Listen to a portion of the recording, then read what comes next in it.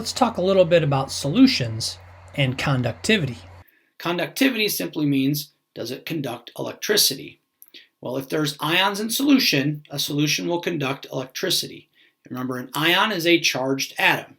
Two types of ions exist. We have cations, which are positive, and we have anions, which are negative. The term for a solution that has cations and anions in it is an electrolyte. You've probably heard that term before in terms of sports drinks like Gatorade and Powerade. They are packed with the ions that we lose when we sweat, so you rehydrate a little bit quicker when you drink those sports drinks. A non-electrolyte is simply a solution that does not have ions in it. These are things like sugar water or alcohols or hydrocarbons. They are non-electrolytes. They do not have ions in solution. In the lab, how do we test for ions? Well, we test the conductivity. If a solution has ions in it, it will conduct electricity. We can test this two ways. We can do it with light bulbs, or in small group, you're going to do it with a very annoying beeper.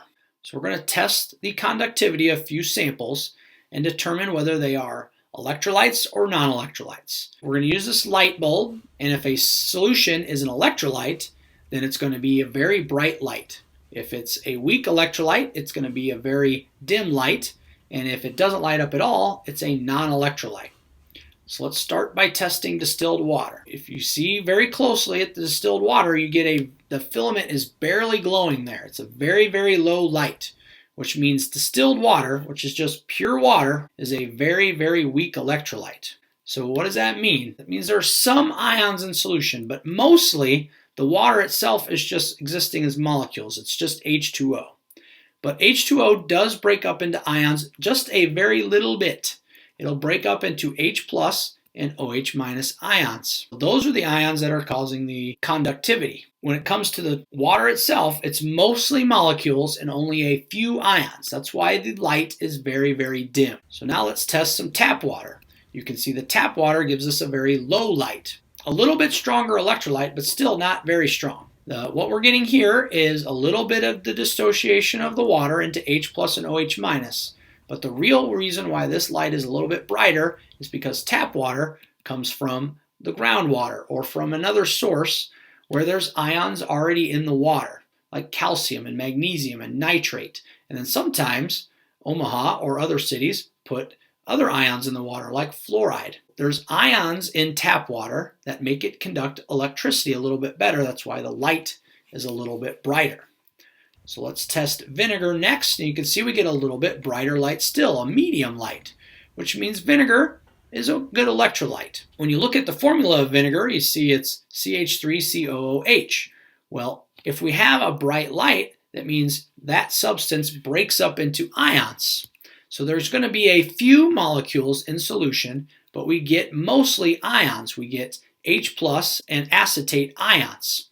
So there are a few more ions than there are molecules, which is why the light is a little bit brighter. Next, let's test solid lead nitrate. So when we test it, we see we get no light. If we get no light, that means it is a non-electrolyte.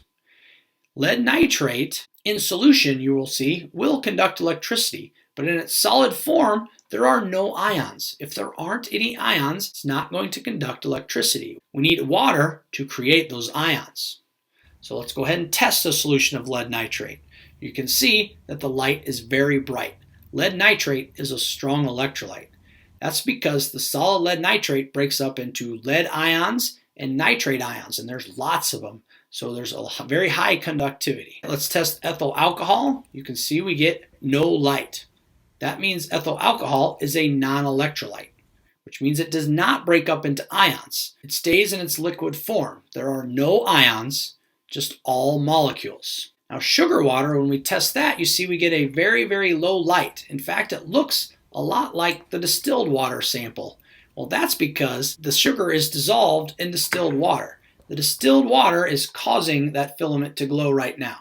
The sugar is not responsible for that. Sugar is a non-electrolyte. You can dissolve sugar in water, but it does not break up into ions. It just dissolves in water.